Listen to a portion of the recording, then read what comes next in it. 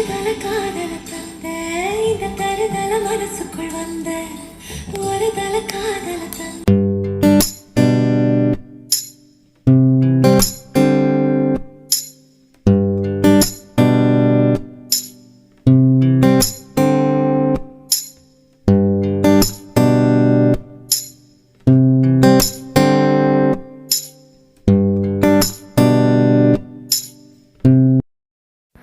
Hi friends, அனைவருக்கும் வணக்கம். இந்த வாரம் நம்ம ஒரு சந்தைக்கு போன விலாக ஷேர் பண்ணியிருக்கேன். சண்டே அன்னைக்கு கொஞ்சம் லேட்டாகவே போயிட்டேன், அதனால் இருட்டிடுச்சு.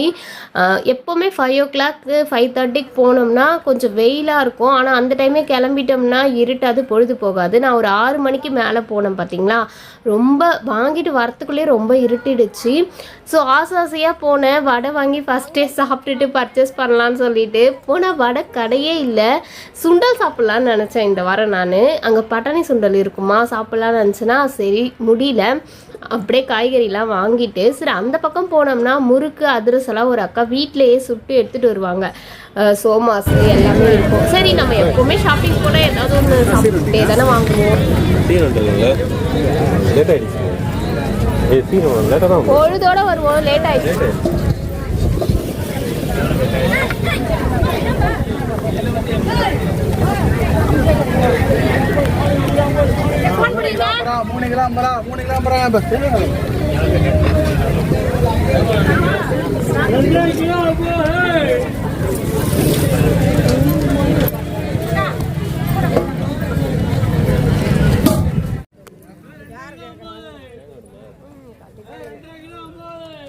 வெங்காயம் 3 கிலோ வாங்கிட்டோம். 50 ரூபா தான். ஒரு நாள் பார்த்தீங்கன்னா 2 கிலோ 50 ரூபா, 2.5 கிலோ 50 ரூபான்னு இருக்கும். வாரம் அதான் ரேட்டு வித்தியாசம் மாறிட்டே இருக்கும். அப்படியே தேங்காய் வாங்கலாம் அப்படின்னு சொல்லிட்டு 2 தேங்காய் 50 ரூபான்னு சொல்லிட்டு இவங்ககிட்ட தான் தேங்காய் இருக்கும். அந்த பக்கம் ஒரு ஆயா வச்சுருக்கோம். அதுக்கு நம்ம கூப்பிட்டா ரெஸ்பான்ஸே பண்ணாது.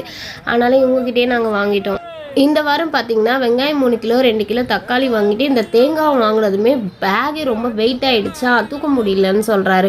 சரின்னு சொல்லிட்டு கொஞ்சம் காய் ஒரு 3-4 காய் மட்டும் தான் வாங்கினேன். கேரட்டு, பீட்ரூட்டு, பச்சை மிளகாய், இஞ்சி எப்போவுமே இதெல்லாம் வாங்குவேன். வாரம் புதினா கொத்தமல்லிலாம். அது கூட இன்னும் 2 காய் வாங்குவேன். அவ்வளோதான். நிறையலாம் பர்ச்சேஸ் இல்லை. இந்த மாடு எங்கே கோஸை தூக்கலாம், எங்கே காலிஃப்ளவரை தூக்கலாம், காணு எல்லாம் பச்சை பசேல்னு வச்சுருக்கோம். போவே இல்லைங்க. ரொம்ப நேரம் நாங்களும் திரத்தி பார்த்தோம். கடைக்காரங்களும் பாவம் திரத்துறாங்க. அதே இதுலேயே தான் உலாத்திட்டே இருக்கு. அதுக்கு காய்கறி ஃப்ரெஷ்ஷாக கேட்குது சாப்பிட்லான்னு சொல்லிட்டு அவங்க கூப்பிட்டு இலெல்லாம் கொடுத்தா வேணாந்து. செம்ம வெயிட்டாக இருக்குதா? காசு வேணா என்கிட்ட கொடுத்துரு. பை வேணா கொடுத்துருந்தேன். பையெல்லாம் கொடுக்க மாட்டேன். கான் வாங்கிக்கலாமா?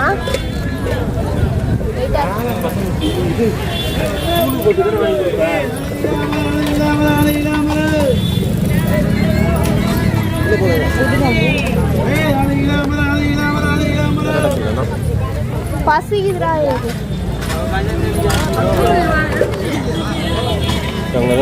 சிரிக்கீரை இருக்கா? ஒன்று கொடுங்க. எவ்வளோ? 30 ரூபா இருக்குது, 20 ரூபா இருக்குது. 20 ரூபா இது. சிரிக்கிறியா அது? ஆமாம். என்ன இது அரைக்கீரை இது. இல்லை சிரிக்கீரை அதுதான் கேட்டேன். 2 கிலோ முடிஞ்சது பாருங்க. இந்த பையில கொடுக்குவா? சேரில் தான் போட்டு வேலை போட்டுக்கோ.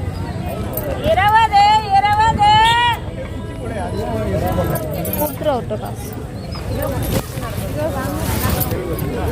20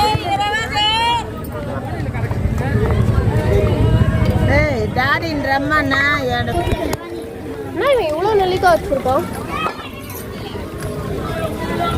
முருங்காய் எவ்வளோப்பா? முருங்காவே இல்லை மரத்தில்.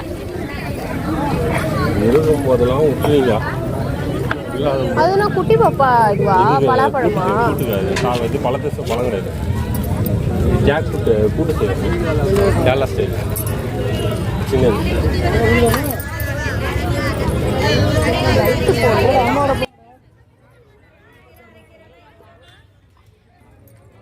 இந்த சந்தைக்கு போகிறதே பார்த்திங்கன்னா முக்கால்வாசி என்னென்ன பொருளாக இருக்குதுன்னு ஃபஸ்ட்டு வேடிக்கை பார்க்க வேண்டியது. ஒரு ரவுண்டு சுற்றி காய்கறியோட ரேட்டெல்லாம் தெரிஞ்சுக்கிட்டு அப்புறம் இங்கே வாங்கலாமா அங்கே வாங்கலாமா, இங்கே கொஞ்சம் சீப் அண்ட் பெஸ்ட்டாக இருக்குது, இங்கே ஃப்ரெஷ்ஷாக இருக்குது, இங்கே தக்காளி நல்லா இருக்குது அப்படின்னு யோசித்து தான் வாங்கிட்டு வர்றது.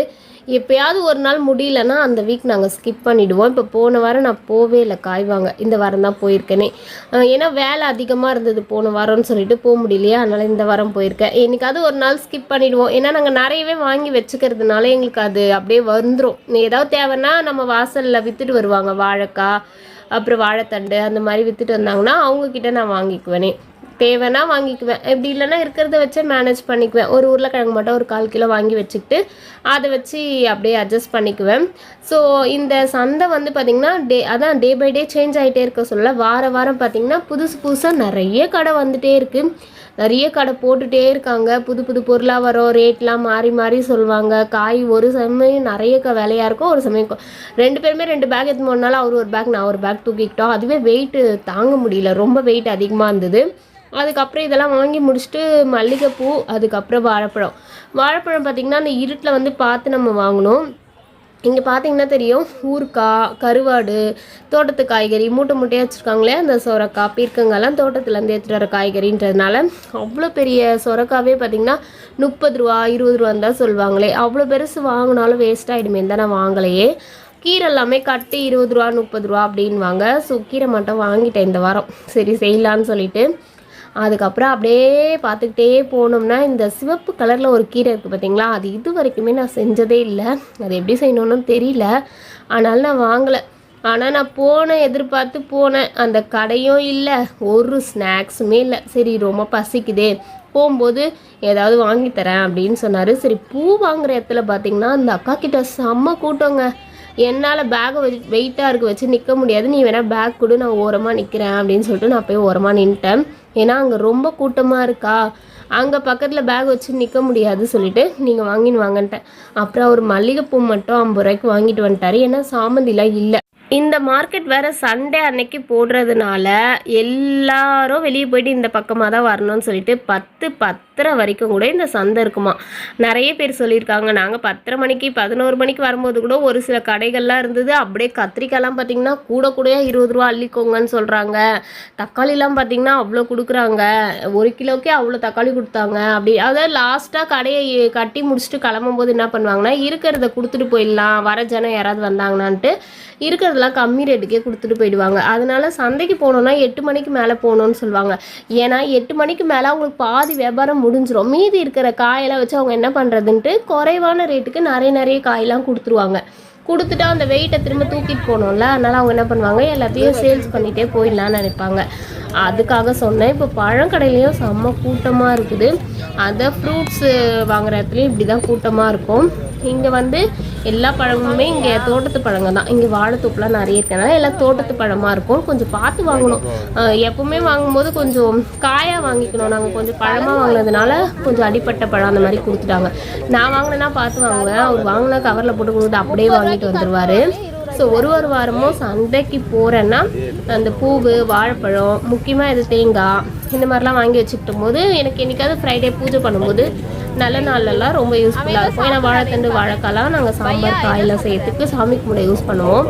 அதுக்காக தான் அந்த வாழைத்தண்டு, வாழைக்காய் இதெல்லாம் தேவைன்றதுக்காகவே நான் சந்தைக்கு போவேன். அந்த காயெல்லாம் சந்தைக்கு போனோம்னா ஒரே இடத்துல எல்லாமே வாங்கிட்டு வந்துடலாம், ஒரு கடையாக ஏறி இறங்கணுன்னே இருக்காது. அவ்வளோதான் ஃப்ரெண்ட்ஸ், இந்த இது ஷாப்பிங்லாம் முடிஞ்சிச்சு, கிளம்பிட்டோம். போகிற வழியில் அப்படியே பேக்கரி போயிட்டு ஏதாவது ஸ்நாக்ஸ் வாங்கிட்டு வீட்டுக்கு போனோம். ஏன்னா பசங்கக்கிட்டேயே நாங்கள் வரும்போது பார்த்தாங்களா ஏதாவது வாங்கிட்டு வர சொல்லியிருக்காங்க. அதனால் இங்கே எதுவுமே இல்லை, இல்லைன்னா வடை பஜ்ஜி எல்லாம் வாங்கிட்டு போயிருக்கோம். அதனால் பக்கத்துலேயே பேக்கரி இருக்கிறதுனால அங்கே போயிட்டோம். 2 கொடுங்க. ஃப்ரெஷ்ஷாக இருக்கா? ஃப்ரெஷ்ஷாக இருக்கா? 2 வெஜ் பப்ஸ் கேட்டேன். இன்னைக்கு அம்மாவாசை இல்லை, அவனுக்கு நீ வாங்கிக்கோ, நான் சாப்பிட மாட்டேன், என் தம்பி சாப்பிட மாட்டான். பசங்களுக்கு பன் பட்டர் ஜாம் 2 கொடுத்துருங்கண்ணா. ஆஹா, க்ரீம் வேணாம் தான் நான் இது கேட்குறேன். அதில் கம்மியாக வைப்பாங்க. 2 பன் இருக்கா? பிரெட் இருக்கா? பிரெட்டு கொடுத்துருங்க. நீ சாப்பிட போறியா? நைட்டு சாப்பாட்டுக்கு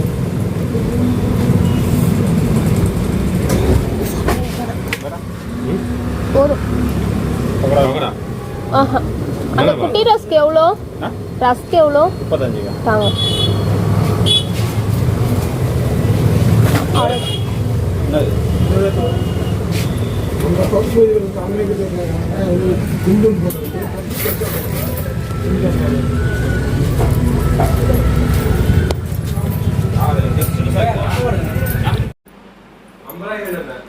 சரி கொடு, அதெல்லாம் எடுத்து வை. ஓய், அப்போ நீ தான் கட்டணும் உன் பொண்ணுக்கு, சரியா?